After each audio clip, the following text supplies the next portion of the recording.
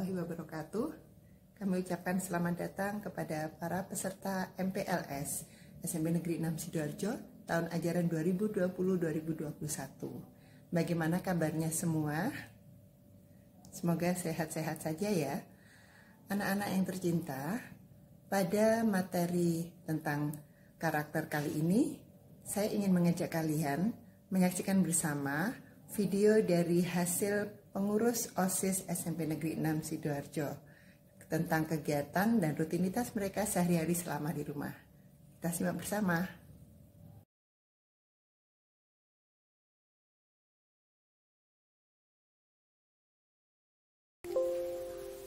Nah, anak-anak semua, setelah kita menyimak bersama video yang dihasilkan dari pengurus OSIS SMP Negeri 6 Sidoarjo tentang rutinitas mereka sehari-hari selama di rumah, maka selanjutnya kita akan masuk materi karakter dan tata krama. Nah, anak-anak, kalian ini adalah golongan manusia remaja yang bisa disebut golongan yang berakhlak, usia 11 sampai dengan 15 tahun, di mana pada usia ini kalian mudah menerima kebaikan dan berakhlak baik, mampu mengasah jati diri, kemudian mampu memiliki ilmu kehidupan dan mempelajari makna bahagia, belajar tanggung jawab, memiliki kemampuan penyerapan otak manusia yang lebih besar 2 kali daripada orang dewasa. Dan selanjutnya kita akan melihat bahwa materi tentang karakter dan tata krama ini perlu diberikan kepada kalian meskipun kalian belajar dari rumah selama masa pandemi ini secara daring dan luring. Tujuannya agar dapat membentuk pelajar SMP Negeri 6 Sidoarjo yang mengerti tata krama dan memiliki karakter yang baik. Nah, tata krama itu sendiri merupakan adat sopan santun atau kebiasaan sopan santun. Ruang lingkup tata krama ada lingkungan sekolah, ada pada lingkungan keluarga, juga pada lingkungan masyarakat. Untuk tata krama di lingkungan keluarga, antara lain dengan bertutur kata dengan bahasa yang halus dan sopan, suara direndahkan, tidak bernada tinggi, tidak memotong pembicaraan orang lain, mendahulukan kepentingan orang tua, berjabat tangan dan mencium tangan orang tua, mendoakan orang tua, segera minta maaf jika berbuat salah, tidak membantah orang tua, menjaga nama baik keluarga, menyayangi sepenuh hati. Nah, masih banyak lagi yang lain yang merupakan tata krama di lingkungan keluarga kita. Antara lain meminta sesuatu hendaknya melihat situasi dan kondisi, tidak berbohong, dan tidak menuntut lebih dari kemampuan ekonomi orang tua. Nah, sekarang kita beralih pada tata krama di lingkungan sekolah. Antara lain bersikap sopan terhadap guru dan karyawan, mengucap salam jika bertemu guru, karyawan, dan teman. Nah, tentunya ini disesuaikan dengan kondisi kita. Sekarang ini kondisi kita masih dalam situasi pandemi, sehingga mengucap salamnya cukup mengatupkan kedua tangan, menundukkan sedikit kepala dan badan kita. Itu merupakan salah satu bentuk tata krama. Saling menghargai antar teman, tidak menggunakan kalimat yang kasar kepada teman maupun kepada guru dan karyawan terutama. Mematuhi tata tertib sekolah. Nah, ini kalian pasti sudah tahu semua apa tata tertib di sekolah kita. Oleh karena itu, kalau kalian mematuhi tata tertib tersebut, bisa disebut bahwa kalian sudah memiliki sikap atau perilaku yang sesuai dengan tata krama.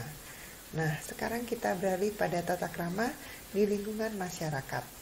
Antara lain, mengucap salam jika bertemu orang yang lebih tua, mengetuk pintu jika bertamu, saling tolong menolong sesama tetangga, menghargai pendapat orang lain. Ya. Nah, anak-anak, jenis tata krama dalam perilaku kita ada tata krama berbicara, tata krama bergaul, dan tata krama berpenampilan. Untuk tata krama dalam berbicara atau dalam komunikasi, tentunya ini tidak jauh beda saat kita tatap muka pada saat berbicara dengan tata krama berbicara melalui media sosial.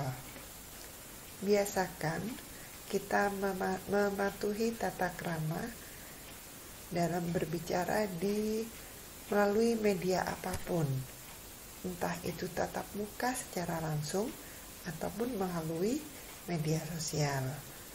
Mengawali dengan salam, selamat pagi, selamat malam, assalamualaikum, atau apa saja itu berupa salam. Menggunakan kalimat yang tepat, tidak memotong pembicaraan orang lain, tidak menguasai pembicaraan, dan biasakan berpamitan bila akan mengakhiri pembicaraan. Nah, saya rasa ini secara umum sama, baik itu komunikasi atau berbicara dalam media sosial ataupun saat pertemuan secara virtual ataupun tatap muka. Manakah perilaku yang sesuai dengan tata krama? Kalian perhatikan di layar ada 4 gambar yang ini kerap kita lihat, dan saya yakin kalian bisa menentukan perilaku manakah yang sesuai dengan tata krama. Ataukah itu 1, 2, 3, atau 4? Nah, kita lihat yang gambar nomor 1 ini tampak beberapa teman ya yang akrab gitu. Kemudian yang kedua, ini dia ada seseorang yang di dalam kendaraan yang tampak tak acuh dengan sekitarnya. Kursinya di sini ada orang lain yang belum mendapatkan tempat duduk, tapi dia tidak mau peduli. Dia bahkan membiarkan tempat sebelahnya yang kosong ini diletakkan tasnya. Kemudian juga sebelah kirinya. Tidak peduli pada orang lain yang belum mendapatkan tempat duduk. Nah, yang ketiga ini apa? Nah, ini ada seorang teman yang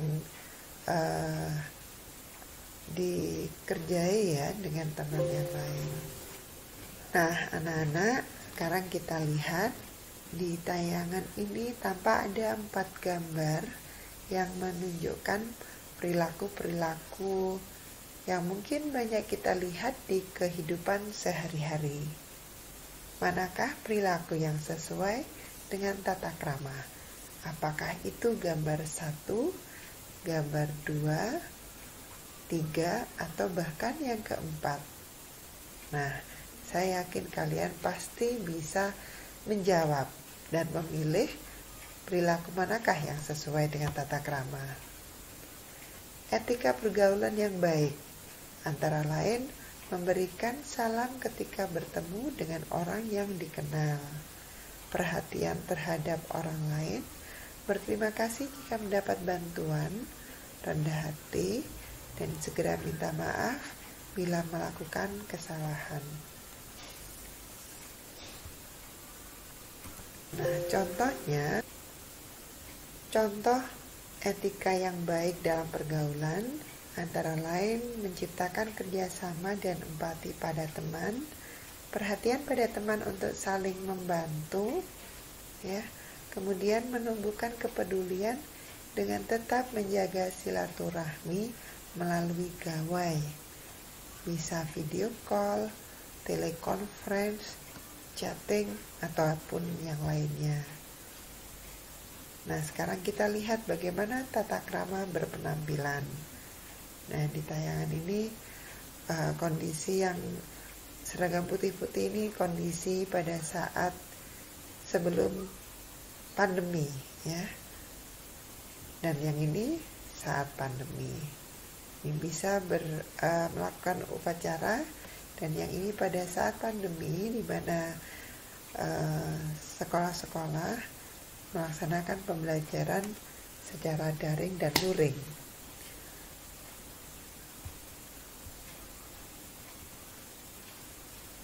Tata krama berpenampilan itu antara lain rapi, pantas, tidak berlebihan, berpakaian sesuai waktu dan tempatnya, pakaian yang dikenakan tidak terlalu longgar ataupun sempit, dan tidak menjadi korban mode. Jadi pakaian sesuai waktu dan tempat, pakaian tidak terlalu longgar ataupun sempit, dan tidak menjadi korban mode. Artinya, kita bisa menyesuaikan pakaian apa yang pantas dikenakan pada waktu dan tempat tertentu. Jadi kalau misalkan kita upacara sekolah, maka ya kita mengenakan seragam sekolah. Jadwal sekolah di era pandemi yaitu hanya tempatnya yang berbeda. Jadwal sekolahnya sudah ditentukan seperti sekolah pada umumnya, tetapi tempatnya di rumah. Oleh karena itu, karena jadwalnya sekolah, maka tetap mengenakan seragam sekolah. Ya. Sekarang kita lanjut. Nah, remaja berkarakter itu yang bagaimana sebenarnya? Jadi karakter itu bukan sekedar penampilan, tetapi lebih pada kepribadian, perilaku, dan watak. Remaja berkarakter yang unggul itu antara lain dia memiliki sifat religius, melakukan yang terbaik terhadap diri sendiri, sesama manusia, lingkungan, bangsa, dan negara, mengoptimalkan kemampuan dan pengetahuan dirinya, disertai kesadaran dan motivasi. Jadi remaja berkarakter unggul itu religius, sehat, cerdas, dan produktif. Itu ya. Karakter-karakter ini menjadi salah satu bekal yang utama bagi kehidupan kita di masa datang. Oleh karena itu, kalian sebagai remaja, setelah kalian melihat tayangan video tadi dan mempelajari materi dalam PowerPoint tersebut, maka kalian dihimbau untuk mengerjakan dan mengisi pertanyaan-pertanyaan dalam link yang akan disediakan berikut ini. Ya. Selama 20 menit ke depan, kalian bisa mengerjakan dan langsung mengumpulkan pada link tersebut. Terima kasih atas perhatiannya. Tetap jaga kesehatan selama di rumah dan semangat. Wabillahi taufiq wal hidayah. Wassalamualaikum warahmatullahi wabarakatuh.